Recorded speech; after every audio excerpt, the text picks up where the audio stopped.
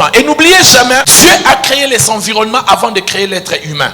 Dieu a créé d'abord les endroits avant de créer l'être humain. Si vous lisez bien la Bible, les eaux ont été créées avant de créer le poisson. La terre a été créée avant de créer l'homme. Le ciel a été créé avant de créer les étoiles. Et ainsi de suite, mes bien-aimés dans le Seigneur. Parce que pour Dieu, l'environnement est important. Amen. C'est ainsi que Dieu dira un jour à Jérémie, il dit Jérémie, ne fais pas des enfants dans cet endroit. Parce que tous les enfants que tu feras dans cet endroit, ils mourront tous avec leur maman. Le problème, ce n'est pas les enfants, le problème, ce n'est pas la femme, mais l'environnement. Dieu dit à Jérémie, dans cet endroit, si tu oses faire des enfants et marier une femme, et tous vont mourir, pas parce que la femme a péché ou les enfants ont péché, pas parce qu'ils sont malades, mais parce que l'environnement est mauvais. Ainsi, mes bien-aimés, quand vous lisez dans la Bible, vous verrez que le Seigneur avait aussi des problèmes avec des environnements. Un jour, il dit, malheur à toi Chorazin, malheur à toi Bethsaïda. Parce que tous les miracles qui ont été opérés à toi ou chez toi, si cela a été fait à l'époque de Sodome et Gomorrhe, les gens allaient se convertir. Mais Jésus pleure sur une ville, sur un environnement. Il ne pleure pas sur les habitants, mais il dit malheur à toi Chorazin, malheur à toi Bethsaïda. Pourquoi le jour où tu as l'argent, tu as envie de changer l'environnement? Parce que toi-même tu comprends, là où je suis arrivé aujourd'hui, ça ne mérite plus que je reste dans cet environnement ou de pauvres, ou ces quartiers de pauvres. Parce que à chaque dimension d'élévation, il faut que ton environnement change. Je sens que quelqu'un va changer d'environnement dans cette église. Ainsi, mes bien-aimés dans le Seigneur, lorsque nous regardons bien la Bible, nous voyons la vie des gens ont été détruite à cause d'un milieu, à cause d'un environnement.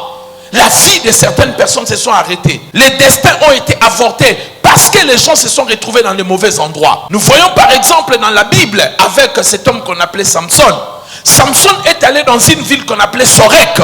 Lorsqu'il est allé dans cette ville qu'on appelait Sorek, en arrivant à Sorek, c'est là où il a croisé Delilah. Et Delilah a mis fin à son destin.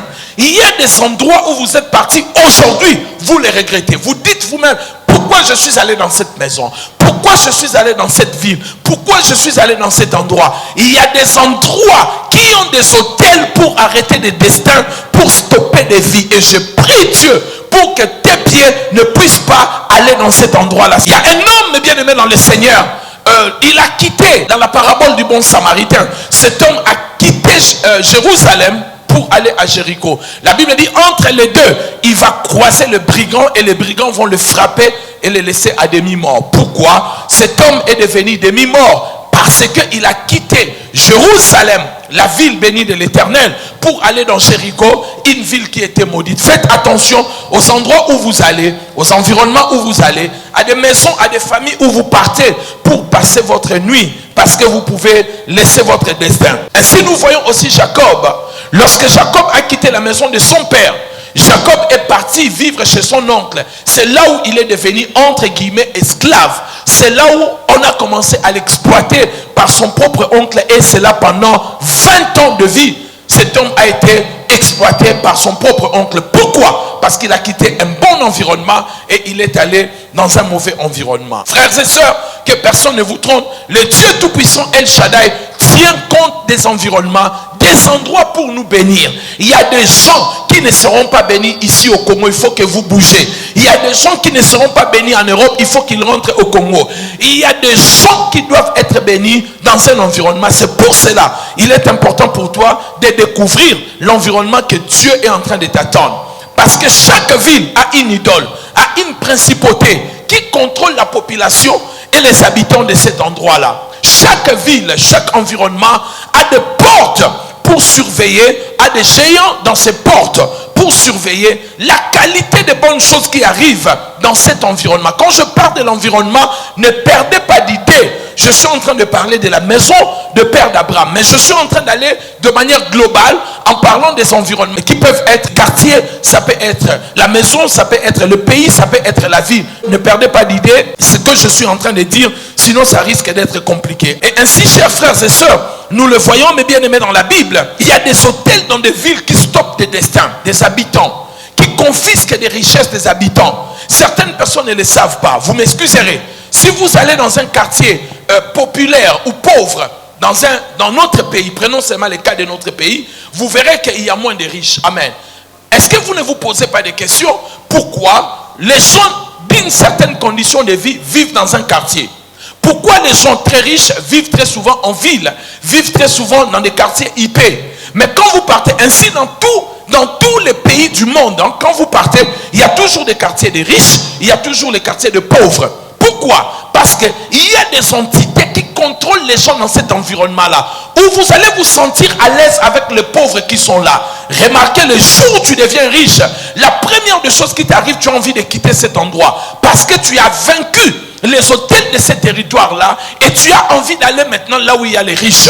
Laisse que le Dieu Tout-Puissant ouvre les portes pour toi, et c'est là au nom de Jésus-Christ de Nazareth. Je prie, mes bien-aimés, que Dieu vous libère de ces situations, que Dieu vous libère de puissances et de villes qui sont sous la malédiction, des villes dont on a parlé du mal, comme Corazin, comme Bethsaïda. Que l'Éternel Dieu Tout-Puissant vous accorde la grâce de sortir de ces environnements-là au nom de Jésus. Et très souvent, mes bien-aimés, ça se passe dans les hôtels, dans les carrefours. Et très souvent, mes bien-aimés dans le Seigneur, ça se passe au niveau des carrefours. Dis après moi carrefour. Les carrefours, c'est les lieux des environnements qui confisquent des destins, qui arrêtent des vies, qui avortent des avenirs. Dans Ézéchiel 21, verset 26, la Bible déclare: car le roi de Babylone se tient au carrefour, à l'entrée des deux chemins, pour tirer les présages. Il est assis là pour faire quoi? Pour tirer les présages, pour secouer le flèche, pour interroger les téraphimes et examiner le foie. Le roi de Babylone était dans le croisement des deux chemins, le carrefour, pour envoûter, pour détruire les gens, pour faire du mal, pour lancer des sorts et détruire des destins. Ainsi, mes bien-aimés dans le Seigneur, que personne ne vous trompe. Les carrefours que vous voyez, ce sont des centres, des hôtels qui bloquent des vies et des destins. Les carrefours que vous voyez, il y a plein d'hôtels, connus et inconnus, invisibles et visibles. Parce que le roi, la Bible dit, le roi était assis de Babylone, là au carrefour, et il était en train d'interroger le foie. Il examinait le foie. Il était en train de secouer le flèche. Il était en train d'interroger les téraphimes et faire des présages. Là au carrefour. Pourquoi? Parce que le carrefour, depuis longtemps, a toujours été un endroit pour détruire des familles. Ainsi, je vais vous montrer une preuve. Prenez des jeunes gens. Ils discutent très souvent des fois dans des coins, dans des carrefours. Regardez les discussions de matchs, les discussions des musiciens. Très souvent, ça se passe où? Vous remarquerez dans des coins. Et c'est là où on a bâti un hôtel sur cette avenue-là pour bloquer tous les jeunes de cette avenue-là. Vous allez remarquer, les gens qui sont là ne sortent pas. Ils tournent en rond parce qu'il y a quelque chose qu'on a bâti comme un hôtel sur cet environnement-là. Ils se réveillent le matin, ils commencent des discussions. Vous comprenez? L'envoûtement qui bloque des vies, qui bloque des destins dans des carrefours. Mais si dans votre avenir, on a jeté des sorts de pur pour bloquer des jeunes, toi tu sors de cette influence au nom de Jésus. Alléluia.